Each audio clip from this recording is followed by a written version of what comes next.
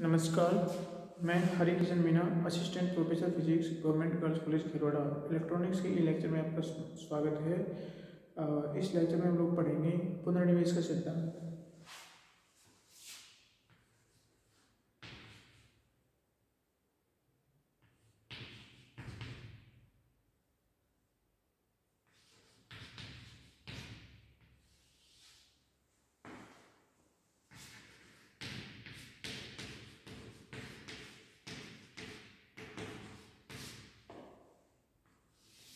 ठीक है, पुनर्निवेश का सिद्धांत। पुनर्निवेश के लिए हम लोग क्या करते हैं, जो हमारा प्रवर्धक है उस प्रवर्धक में हम लोग जो प्रवर्धक की जो आउटपुट है उसमें से हम लोग कुछ आउटपुट करंट या वोल्टेज के रूप में इनपुट को दे देते हैं। ठीक है, तो ये हमारा क्या करता है, पुनर्निवेश करता है। फॉर एग्जाम्पल हमारे पास में कोई प्रवर्धक है, ठीक है, ये हमारे पास में ये प्रवर्धक है, ठीक है, इसकी लंबाई है e, ठीक है, ये हमारी क्या है, ये हमारी प्रवर्धक की लंबाई, ठीक है, ये हमारा प्रवर्धक की लंबाई है। ये जो प्रवर्धक है उसकी लंबाई ए है, ठीक है, ये इसके इनपुट और दो आउटपुट टर्मिनल है। ये लंबाई इस प्रकार से डिफाइन होती है कि इसका जो इनपुट है, ठीक है, इनपुट वोल्टेज क्या है, ई आई है, ठीक है, स्मॉल ई आई है, और आउटपुट कितना है, आउटपुट है हमारा ई ओ। ओके, तो जो हमारी लब्धि है किस प्रकार से डिफाइन होगी, लब्धि होगी हमारी ए इक्वल टू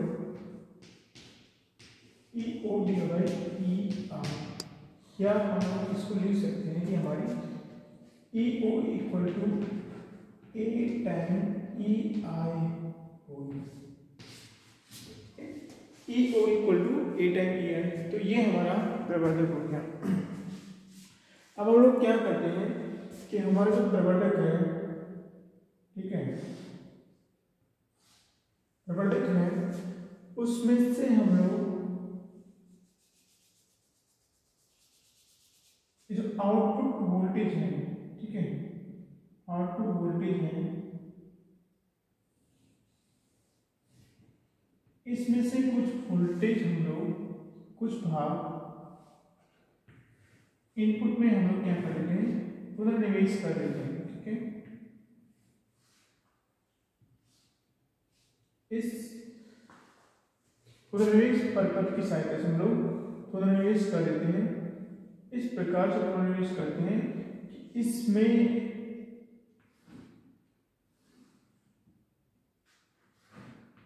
इसमें कोई संकेत हम लोग ई एस देते हैं। ठीक है, यहाँ पे कोई संकेत है जिसकी ओर तक कितनी है, ई एस है, ठीक है, ओर तक कितनी है, ई एस है, और इसको हम लोग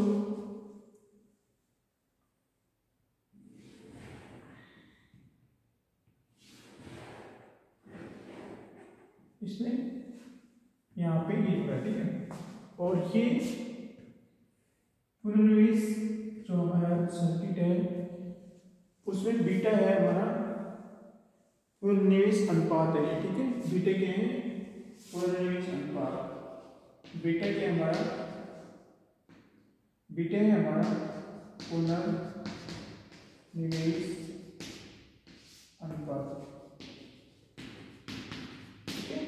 और हम लोग क्या कर रहे हैं, अभी जो पुनर्निवेश दे रहे हैं वो इस संकेत वोल्टेज है, ठीक है, जिससे कि हमारा प्लस माइनस है, ठीक है, तो हम लोग यहाँ पे माइनस प्लस, ठीक है, ये प्लस माइनस इस तरह से देते हैं, यहाँ पे माइनस बीटा ये संकेत देते हैं, ठीक है, ये बीटा ही यहाँ से निर्गत संकेत होगा हमारा माइनस बीटा ही होगा, तो वोल्टेज होगी, दोनों के बीच में जो वोल्टेज हमारी कितनी है, इस प्रकार से होती है माइनस बीटा टाइम ई ओ होगी, ठीक है। इस आउटपुट वोल्टेज है ये जो यहाँ पे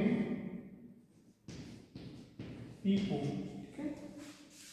हमारा प्रवर्धक लगाने से पहले हमारा इनपुट संकेत EI था, आउटपुट EU था। सॉरी, प्रवर्धक पर पुनर्निवेश से पहले, और पुनर्निवेश से पहले हमारी जो प्रवर्धक की लब्धि कितनी थी, A थी, और A इस प्रकार से डिफाइन है, ठीक, ये वाला हमारा प्रवर्धक है, तो A = EO/EI। अब हम लोग क्या करते हैं, इसमें फीडबैक देते हैं, पुनर्निवेश करते हैं। पुनर्निवेश का मतलब हो गया कि जो इनपुट होता है उसमें हम लोग कुछ आउटपुट का कुछ हिस्सा हम लोग निवेश कर देते हैं। यहाँ पे हमारा आउटपुट EO है, और हम EO का कुछ भाग -βE भाग इस इनपुट में निवेश कर देते हैं, ठीक है। तो उस निवेश को करने के लिए हमारे पास में जो सर्किट है, और इस सर्किट का जो ये बीटा क्या है पुनर्निवेश अनुपात है, ठीक है। अर्थात इस आउटपुट का इतना भाग, दिस टाइम भाग, बीटा टाइम भाग इसमें पुनर्निवेश कर देगा, ये इस प्रकार से। अगर हम लोग -βE यहाँ पे पुनर्निवेश करते तो हम लोग कहेंगे कि ऋणात्मक पुनर्निवेश है, ठीक है। ये ऋणात्मक पुनर्निवेश के लिए -βE। अब हम लोग इसको थोड़ा सोल्व करते हैं। देखो ES कितना होगा हमारा, ES ये तो हमारा A था, पहला क्या है हमारा EO A tan EI, ठीक है। ये हमारा समीकरण नंबर 1 आया। अब हमने पुनर्निवेश परिपथ लगा दिया, जिसका पुनर्निवेश गुणांक कितना है, बीटा है, अनुपात बीटा है, पुनर्निवेश अनुपात कितना है, बीटा है। तो हमारा ES कितना होगा, EI this is equal to ES minus beta time EO होगा, ठीक है।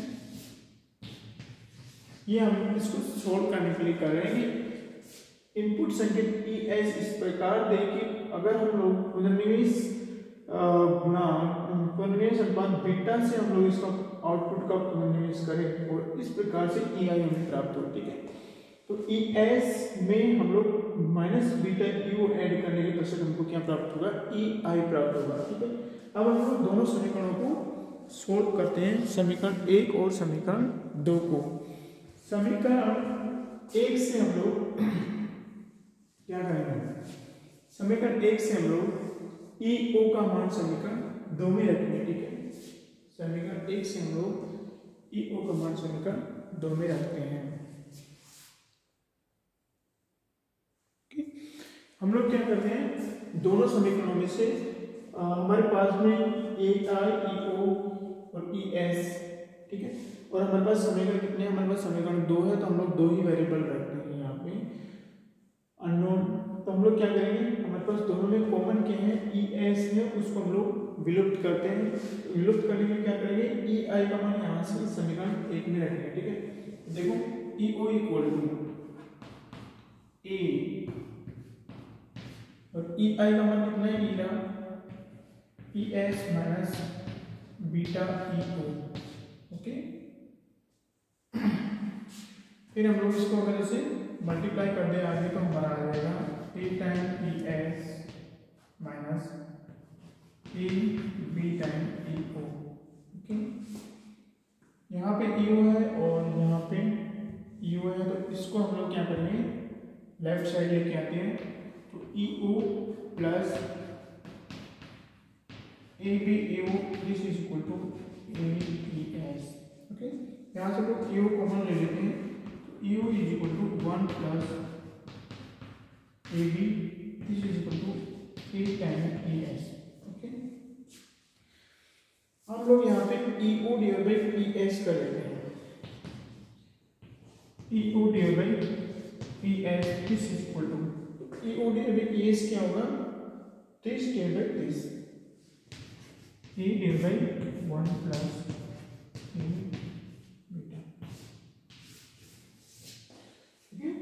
हमारे पास EO डिवाइड बाई ES क्या आ रहा है, A divide by 1 plus A B, okay. और ये क्या है, EO डिवाइड बाई ES, देखो ES इनपुट है और EO हमारा आउटपुट है, तो ये क्या हो गया, पुनर्निवेश सहित जो परिपथ बना था हमारा प्रवर्धक का, उसका हमारे क्या होगा, लब्धि होगी। ठीक है, तो ये क्या है हमारी ए एफ हो गया, क्योंकि ए एफ क्या है, A F this is equal to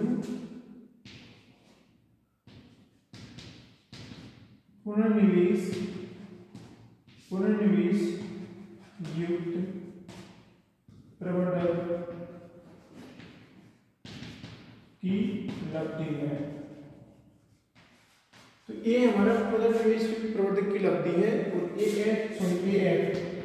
F क्या होगा, E O D by E S होगा। ठीक है, ये क्या हो गया, A F equal to E O D by E S हो गया।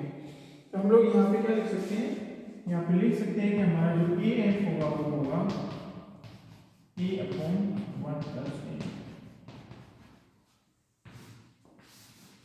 ठीक है, तो हम देखते हैं कि अगर हम लोग ऋणात्मक पुनर्निवेश देते हैं, ठीक है, आउटपुट का बीटा टाइम ई ओ हम लोग इनपुट में इस प्रकार से देते हैं कि इनपुट की जो हमारे जो हमारे टर्मिनल है या ध्रुवता है उसके विपरीत ध्रुव का हम लोग संकेत इनपुट के साथ ऐड करते हैं, तो हमारे क्या होता है, ऋणात्मक पुनर्निवेश होता है। ठीक है, ये किसके लिए है, ऋणात्मक पुनर्निवेश के लिए,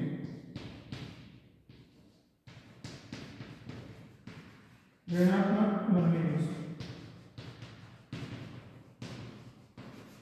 इसी प्रकार से हम लोग अगर माइनस बीटा टाइम्स ईओ की जगह हम लोग प्लस बीटा टाइम्स ईओ इसमें दे, ठीक है, अर्थात धनात्मक पुनर्निवेश करेंगे तो हमारा जो ए एफ क्या आएगा, A F is equal to A upon 1 minus A beta. Okay, A F आएगा हमारा धनात्मक पुनर्निवेश, धनात्मक पुनर्निवेश। ठीक है, ये आएगा हमारा धनात्मक पुनर्निवेश में। तो ये पुनर्निवेश हो गया हमारा धनात्मक पुनर्निवेश, ऋणात्मक पुनर्निवेश। ऋणात्मक पुनर्निवेश में क्या होता है, हमारा जो प्रवर्धक है उसकी स्थायित्व बढ़ता है।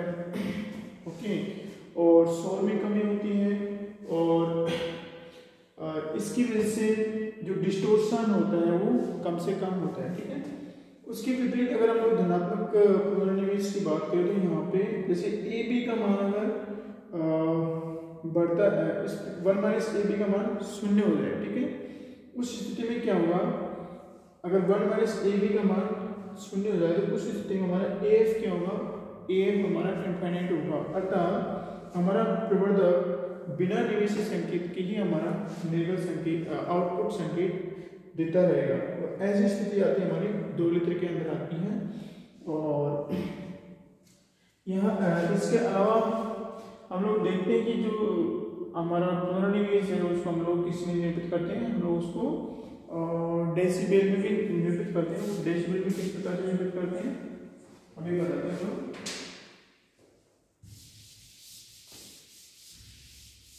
यहाँ पे हम लोग देखते हैं कि जो हमारा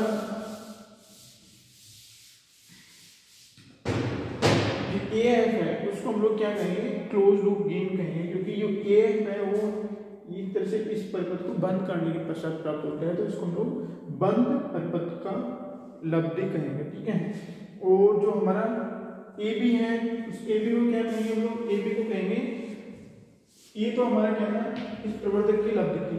ओके, और बीटा क्या था हमारा, वो था हमारा पुनर्निवेश अनुपात, ये प्रवर्धक की लब्धि थी, प्रवर्धक की लब्धि थी। तो ए में हमारा पुनर्निवेश प्रवर्धक की लब्धि, या फिर हम लोग इसको क्लोज लूप गेन भी कहते हैं। और ए भी क्या है हमारा, जो हमारा ए बी है उसको हम लोग कहते हैं, उसको कहेंगे हम लोग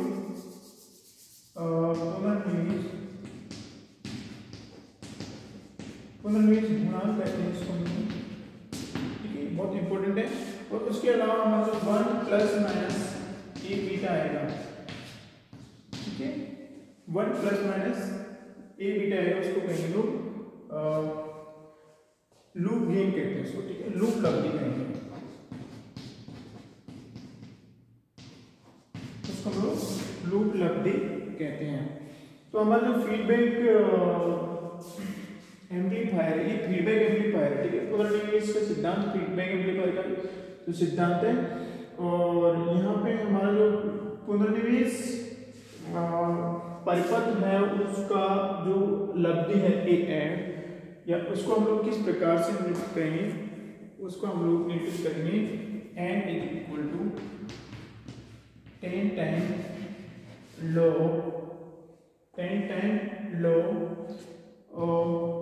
P divide by P F. P क्या है, पी है हमारी बिना पुनर्निवेश की जो प्रवर्धक है उसकी शक्ति है, और पी एफ क्या है, हमारा जो पुनर्निवेश युक्त परिपथ है उसकी शक्ति है, ठीक है। तो इसको देखो इस प्रकार से निरूपित कर सकते हैं, तो लो, ठीक है, लो ये नेचुरल लो बेसिस पे है, और ई ओ पी बिना पुनर्निवेश के प्रवर्धक की लब्धि कितनी होगी, यहाँ पे देखने निकाले तो हम लोग इसे, ये हमारा संकेत बोलता है ई एस ओ ई आई की जगह, तो हमारी जो लब्धि होगी सॉरी शक्ति होगी हमारी E O square divide by जो भी हमारा रेजिस्टेंस होगा, ठीक है, E O square divide by जो भी हमारा रेजिस्टेंस होगा, ये आएगा हमारा E O square divide by R, ठीक है। और प्रवर्धक पुनर्निवेश प्रवर्धक की लब्धि कितनी होगी, ई एफ, ठीक है, E F square divide by R. R क्या है हमारा, देखो शक्ति निकालते हैं हमारे तो वी स्क्वायर बाय आर होता है, तो पावर होता है वो होगा V square divide by R. तो यहाँ पे हमारा आउटपुट कितना है, आउटपुट वोल्टेज ईयू है, तो ईयू बिना पुनर्निवेश के है, ईयू बिना पुनर्निवेश के है, और ये पुनर्निवेश है, ठीक है, इसको भूल जाओ परिपथ के लिए, पहले वाले इसकी है, ठीक है। तो ईयू तो हमारे क्या है, बिना पुनर्निवेश परिपथ के लिए क्या है, ईयू हमारे बिना पुनर्निवेश परिपथ के लिए है, और ई एफ हमारे पुनर्निवेश परिपथ के लिए आउटपुट वोल्टेज है, ओके। सपोज हमारे बिना पुनर्निवेश परिपथ के लिए पी कितने हैं, E O square divide by R है, और पुनर्निवेश परिपथ के लिए पावर कितनी है, P F equal to E F square divide by R, ठीक है। तो ये आ गया हमारा, यहाँ से देखो आर कैंसिल हो जाता है, तो this is 10 of log E O square divide by E F square, 10 of log E O divide by E F square आएगा, ये हो जाएगा हमारा, तो ये एन है, ठीक है। N is equal to 10 time, और 10 की जगह 20 हो जाएगा, ठीक है, ई स्क्वायर तो 20 हो जाएगा, 20 लो E O divide by E F, okay, E O divide by E F आ गया। अब हम लोग क्या करते हैं, जो हमारी ई ओ है ई एफ है, इस प्रकार से भी लिख सकते हैं हम लोग, ठीक है, किस प्रकार से लिख सकते हैं, E O divide by E F, E O divide by E F को हम लोग लिख सकते हैं E O divide by E F, और E F divide by E F लिख सकते हैं, ठीक है।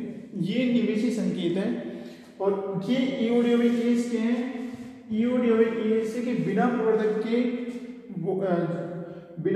के वो जो हमारा सॉरी बिना पुनर्निवेश के हमारे प्रवर्धक की लब्धि है, तो वो कितनी हमारी ए है, ठीक है। और E F divide by E S क्या है, प्रवर्धक पुनर्निवेश प्रवर्धक की लब्धि है, वो हमारी ए एफ होगी, ठीक है। तो क्या होगी हमारी ए डिवाइड बाई ए एफ होगी, तो इसके लिए हम लोग क्या लिख सकते हैं, N is equal to 20 log A divide by A F. इस प्रकार से इसको डेसिबल में हम लोग प्रवर्धक की पुनर्निवेश प्रवर्धक की लब्धि को निरूपित कर सकते हैं, एक डेसिबल में है। और हम जानते हैं कि जो ए एन है वो होता है ए 1 प्लस ए बीटा, ठीक है। A F equal to 1 plus A beta. तो अगर इसको हम लोग यहाँ लेके आए तो ये हो जाएगा हमारा A F divide by A, this is equal to 1 upon 1 plus A beta. ठीक है, तो यहाँ पे हम लोग ए डिवाइड बाई ए के लिए क्या लिख सकते हैं, 1 अपॉन यहाँ पे A F divide by A है। ठीक है, तो A divide by A F पे क्या होगा, इसका उल्टा होगा। ठीक है, तो A divide by A F this is equal to 1 plus A beta. तो हम लोग A divide by A F के लिए क्या लिख सकते हैं, 1 प्लस ए बीटा लिख सकते हैं। तो ये हो जाएगा हमारा 20 log 1 प्लस ए बीटा। ये हमारी प्रवर्धक की डेसिबल में लब्धि होगी। ठीक, हम लोग लिख सकते हैं कि प्रवर्धक की डेसिबल में लब्धि n equal to n dB, this is equal to 20 log 1 plus. यहाँ पे जो लोग है हमारा 10 इसका बेस है, बेस 10 है, 10 बेस 10। ये हम लोग अगर अनाउंस कर देते तो लिखने की जरूरत नहीं है, नहीं तो हम लोग लिखते हैं। ओके, 10 बेस है और ये डेसिबल में हमारी कोरिलेशन लगती है। तो ये हमारा कोरिलेशन सिद्धांत है। इससे हमने लेक्चर समाप्त हुआ। देखने के लिए शुक्रिया। Thank you.